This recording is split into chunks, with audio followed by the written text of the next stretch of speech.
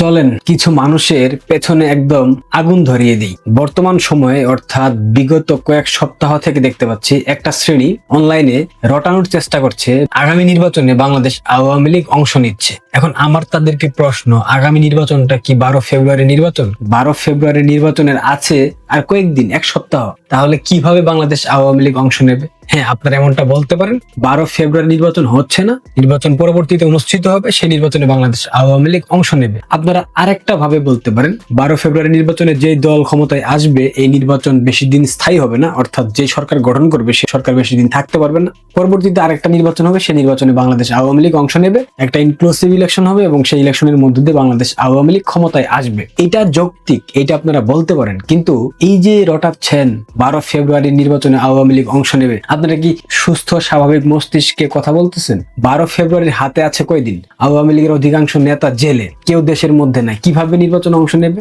আপনারা বলতে পারেন 12 ফেব্রুয়ারি নির্বাচন হচ্ছে না, এরকম একটা সম্ভাবনা আছে। অনেকেই গুজব বলে চালিয়ে দিতে পারেন, বাট আমি তো কখনো গুজব রটাই না, আপনারা নিশ্চয়ই জানেন। যদি গুজব রটাইতাম তবে আমারও ভিউ, সাবস্ক্রাইবার আরো অনেক অনেক বেশি বেড়ে যেত।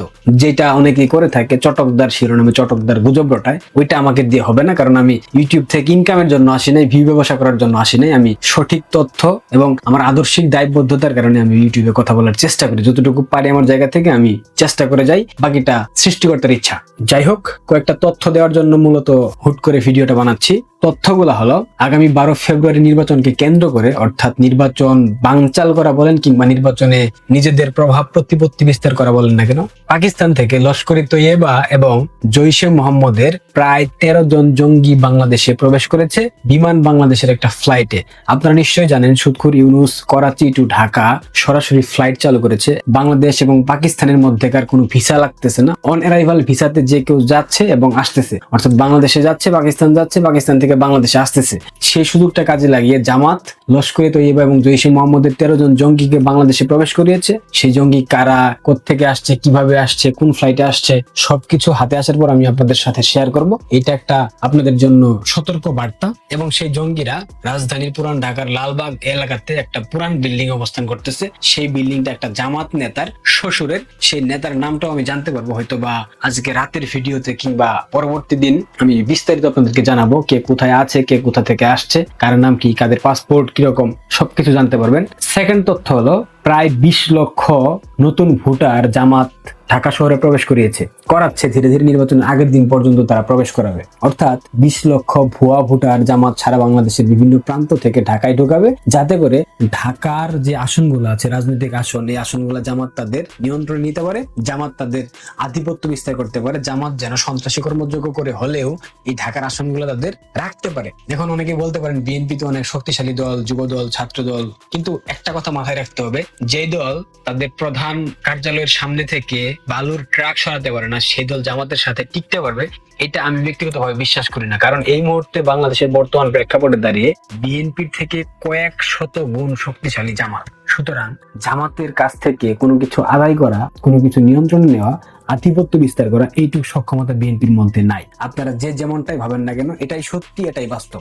সেই জায়গা থেকে জামাত সুযোগটা কাজে লাগাচ্ছে, দেশের বিভিন্ন প্রান্ত থেকে ঢাকা শহরে লোকজন প্রবেশ করাচ্ছে, যাতে করে তারা আধিপত্য বিস্তার করতে পারে। এবং যে জঙ্গিদেরকে আনা হয়েছে, সেই জঙ্গিদের মাধ্যমে ঢাকা শহরের বিভিন্ন প্রান্তে তারা জঙ্গি হামলা চালানোর একটা পরিকল্পনা করেছে, গোয়েন্দা তথ্য সেটাই বলতেছে। পাশাপাশি বাংলাদেশের বিভিন্ন প্রান্তে যে গত 1.5 বছরে জামাত তাদের জঙ্গিদেরকে প্রশিক্ষণ দিয়েছে, অর্থাৎ যারা মাদ্রাসার শিক্ষার্থী, যারা অর্থের অভাবে পড়াশোনা করতে পারে না, তাদেরকে বিভিন্ন অঞ্চল থেকে তুলে এনে মাদ্রাসায় পড়াশোনার কথা বলিয়ে তাদেরকে জঙ্গি প্রশিক্ষণ দেওয়া হয়েছে। তারা সশস্ত্র ভাবে বিভিন্ন জায়গায় অবস্থান করছে এবং পুলিশের লুট হওয়া যে অস্ত্রগুলো আছে, প্রত্যেকটা অস্ত্র বাংলাদেশের বিভিন্ন মাদ্রাসাগুলোতে সংরক্ষণ করে রাখা হয়েছে। এবং এই অস্ত্রগুলো দিয়ে এই জঙ্গিদেরকে আপনারা দেখবেন 12 ফেব্রুয়ারি যদি নির্বাচন হয়, সেই নির্বাচনের একদিন বা দুদিন আগে ঢাকা শহরের বিভিন্ন পয়েন্টে পয়েন্টে তারা অবস্থান করাবে। এটা আমার মন গড়া কথা না, গোয়েন্দা তথ্য।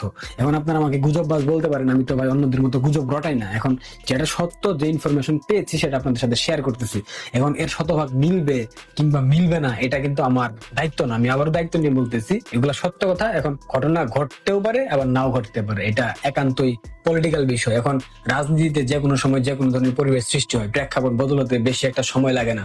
বাংলাদেশের রাজনীতি তো জোয়ার ভাটার মতো, যে কোনো সময় জোয়ার আসে, যে কোনো সময় ভাটা যায়, দক্ষিণা হাওয়ার মতো আসে আবার চলে যায়। সুতরাং এগুলা নিয়ে আপনারা আবার আমাকে সিরিয়াসলি বললেন না আমি গুজববাজ। যে তথ্যগুলো পেয়েছি হুট করে, দেখতে পাচ্ছেন অন্ধকারের মধ্যে ভিডিওটা শুট করতেছি, আপনাদেরকে জানানো প্রয়োজন ছিল, সে কারণে জানানো।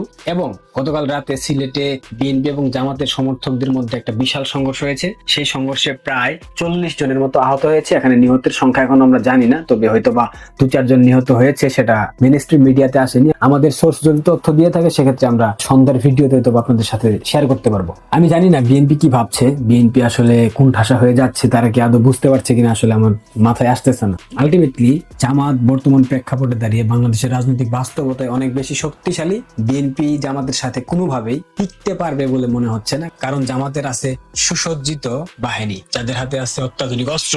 জামাতের এই সুসজ্জিত বাহিনী, জঙ্গি, আরো বিভিন্ন মৌলবাদী সংগঠন তারা একত্রিত হয়ে জামাতের পারপাস সার্ভ করতেছে। বিএনপির ছাত্রদল, যুবদল কোনোভাবেই ওই উত্তর না দক্ষিণ যুবদলের নয়ন আর চাপা দিয়ে কখনো নির্বাচনে জয়ী হওয়া যায় না। বিএনপির সর্বনাশ হয়ে গেছে। এখন বিএনপির বাঁচার একমাত্র পথ কি জানেন? বিএনপির ভাইয়েরা যারা আমার ভিডিও দেখেন, আপনাদের বলে দিই, আপনাদের বাঁচার একমাত্র পথ নির্বাচন বয়কট করা। অন্যথায় গলায় রশি পড়বেই, এখান থেকে কেউ রক্ষা পাবেন না। নির্বাচনে যদি বিএনপি জয়ী হয় সেক্ষেত্রে হা ভোট জয়যুক্ত হবে, আর হা ভোট জয়যুক্ত হওয়া মানে তারেক রহমান প্রধানমন্ত্রী হলেও তিনি তার সর্বোচ্চ ক্ষমতা ভোগ করতে পারবেন না, এককভাবে ক্ষমতা নিয়ন্ত্রণ করতে পারবেন না, সংসদে যাইতে পারবেন না, গণপরিষদ নামে একটা গ্যারাকল তার উপর চাপিয়ে দেওয়া হবে। যদি হা ভোটের পর সুৎখুরী ইউনূস এবং তার ডিপ স্টেট দালাল এবং তার জামাতি আব্বারা যদি চেষ্টা করে বাংলাদেশে একটা রাষ্ট্রপতি শাসিত সরকার ব্যবস্থার প্রণয়ন করবে, কিংবা রাষ্ট্রপতি এবং প্রধানমন্ত্রীর ক্ষমতার ভারসাম্য সৃষ্টি করে, সেক্ষেত্রে তারেক রহমান হবে প্রধানমন্ত্রী হয়েও ভেলকা। আর যদি বিএনপি ক্ষমতায় না যায়, জামাত এবং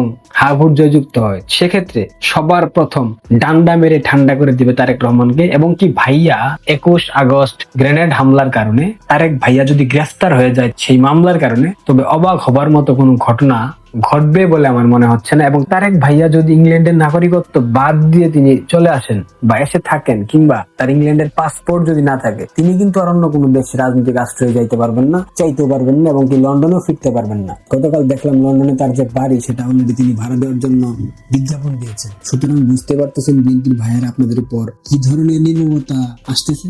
বিএনপি এখনো যদি না বুঝে, না শুধরায়, তাহলে আসলে কিছু বলার নাই। যাই হোক, তথ্যগুলো দেওয়ার ছিল দিলাম, পারলে শেয়ার করে দিন। আর অনেক তথ্য আসতেছে, আগামী 24 ঘন্টা পর জানাবো। ভালো থাকবেন, ধন্যবাদ।